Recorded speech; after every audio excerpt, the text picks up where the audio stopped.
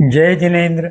Jain soul इस मेरे channel पे आप हमारे वीडियो देखने के पश्चात लाइक करें,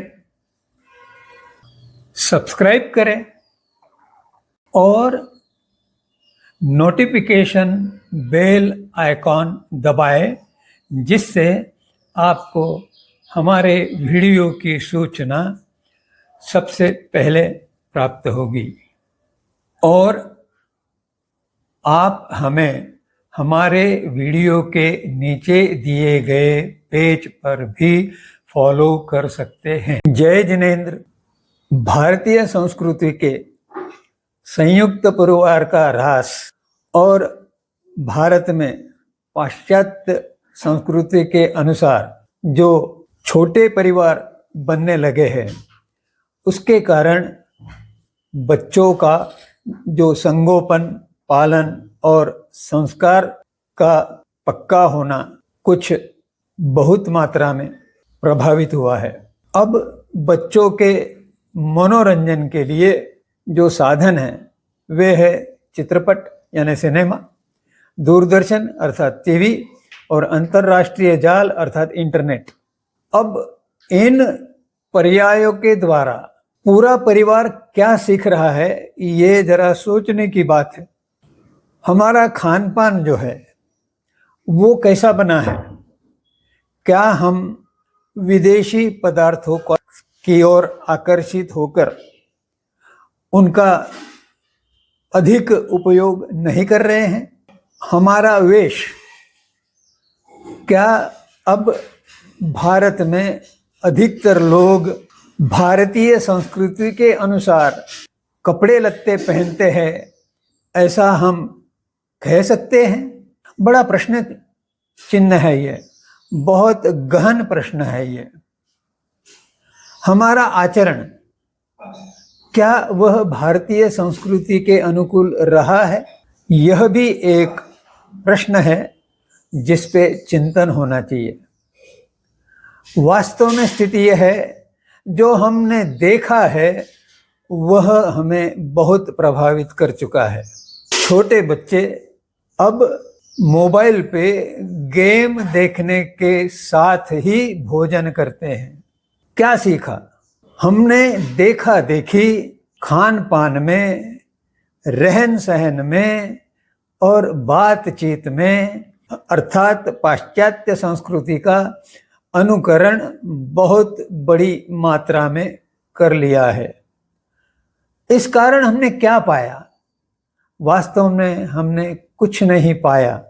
अगर उसे हम पाया कहते हैं तो वह नकारात्मक है। विवाह पद्धति का भंग होना, क्या इसे कुछ प्राप्ति कहा जा सकता है? लाभ माना जा सकता है? नहीं। क्या खोया? हमने हमारी नींव पर ही प्रहार किया है।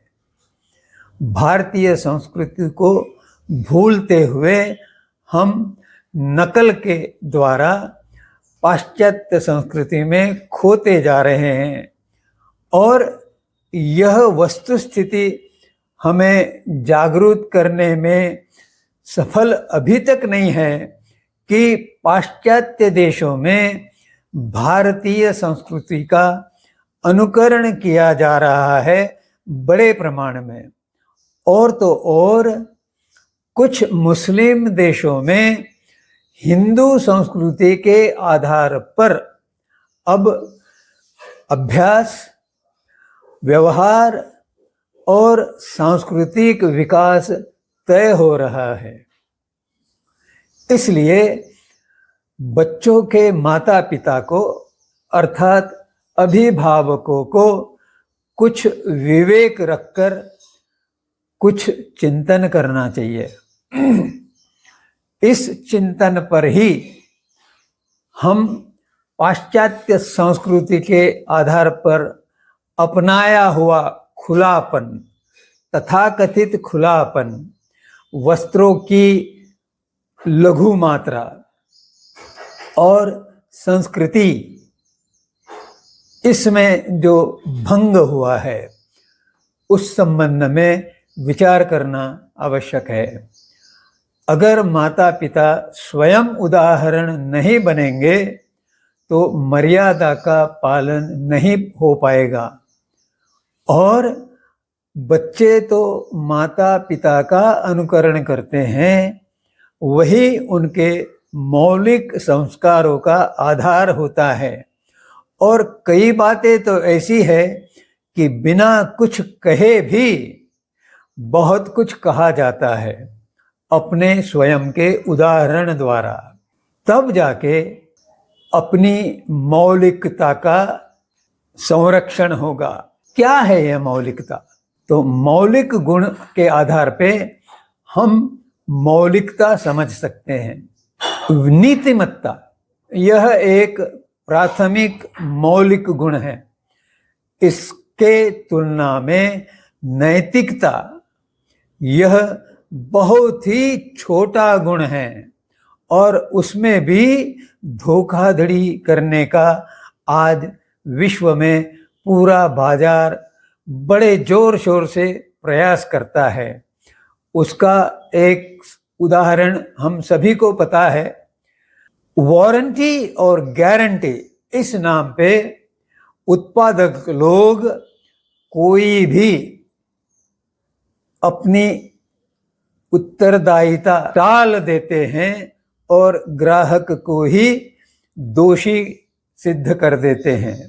प्रामाणिकता, अब इसका जो वर्णन है वह करना बहुत मुश्किल है, परंतु इसका एक उदाहरण मैं देना चाहता हूं। जब व्यक्ति गलती से भी या सोच में भी कुछ असत्य कथन का, कुछ अग्राह्य व्यवहार का चिंतन करता है, तो वह अपने आप से भी प्रामाणिक नहीं है, तो बाहर बताई ही उसकी प्रामाणिकता कितना सच होगी। सेवा गुण यह किसी से समझा नहीं जा सकता। जब हम किसी को अपने आंतरिक भाव से असहाय की सहायता, दुर्घटना से ग्रस्त पीड़ित व्यक्ति, इनको अपनी स्वेच्छा से सहायता देते हैं और उनकी सेवा करते हैं, तो वह मौलिक गुण है।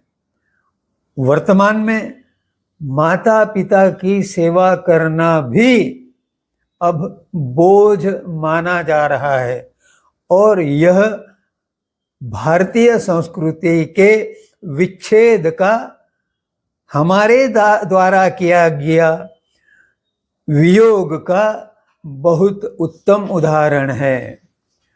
ऊपर यह गुण बताने से भीतरी व्यवस्था क्या है यह वह व्यक्ति ही जानता है।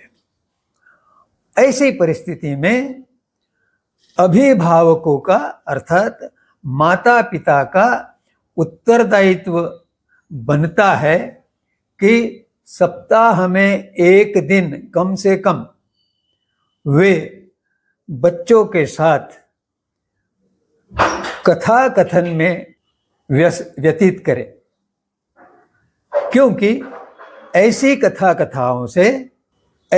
कथाओं के श्रवण से बच्चों में संस्कार बनने की, उभरने की संभावना बहुत बड़ी हो जाती है। यह आप स्वयं अपने घर में ग्रंथ संग्रह निर्माण करेंगे और उनमें से कथा पढ़ते हुए, अपने शब्दों का प्रयोग करते हुए और आवश्यकता अनुसार संक्षेप या विस्तार कर सकते हैं और भाषा को समृद्ध बना सकते हैं, जिसमें अलंकार, वाक्प्रचार, मुहावरे और सूक्तियाँ तथा कहावतें, इनका उपयोग करके भाषा की समृद्धि की जा सकती है और इससे बच्चे भी अपने ज्ञान में विकास करेंगे। कैसे? बच्चों का प्रतिभा और मेधा का विकास जो होता है वह परिवार के मुक्त वातावरण में होता है, परंतु देखा जाता है कि बच्चों के साथ टोका टोकी और उससे भी अधिक डांट डपट और कभी कभी तो शिक्षा या दंड द्वारा उन्हें पीड़ित किया जाता है। यह मुक्त वातावरण का लक्षण नहीं है। मुक्त वातावरण का अर्थ है कि बच्चे के प्रति पूर्ण ध्यान है, टोका टोकी नहीं है, लेकिन अगर कोई सुई कहाँ पर गिरी हुई है, कोई कैंची वैसे ही रखी हुई है, कोई छुरी खुले में पड़ी हुई है, तो इनसे बच्चों को घाव हो सकता है, क्योंकि उन्हें मालूम नहीं है कि इनसे क्या होगा। तो इन बातों पर ध्यान रखते हुए सुरक्षा की निश्चित व्यवस्था की जानी आवश्यक है। दूसरा, अनुशासन। लाड़ और दुलार ये बात अपनी जगह है, लेकिन अगर गलती से कुछ दोष किया गया है तो उसी समय अनुशासनात्मक कार्यवाही करना आवश्यक है, और वह प्रेम पूर्वक, लाड़ दुलार पूर्वक की जानी चाहिए। तब जाकर वह बच्चे संस्कारित होने की संभावना बढ़ती है और माता पिता अपना व्यवहार संतुलित रखे, अर्थात जिस प्रकार सामने स्थिति आई है उसका औचित्य देखते हुए अपना व्यवहार करे। यह नहीं कि किसी के यहाँ गए हुए हैं और बच्चों को डांट डपट के उनको चुप रहने की व्यवस्था की, या आवश्यकता होने पर भी अनुशासन का उपयोग नहीं किया।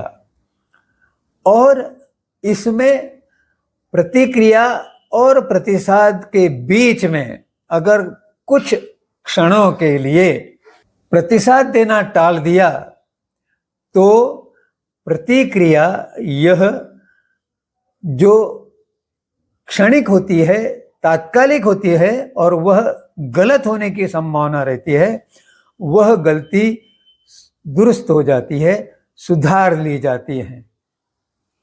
बच्चों के साथ अनुशासन के लिए कोमल व्यवहार के साथ भी कभी कभी कठोर व्यवहार भी करना पड़ता है, परंतु उसमें प्रेम का अंश आवश्यक है।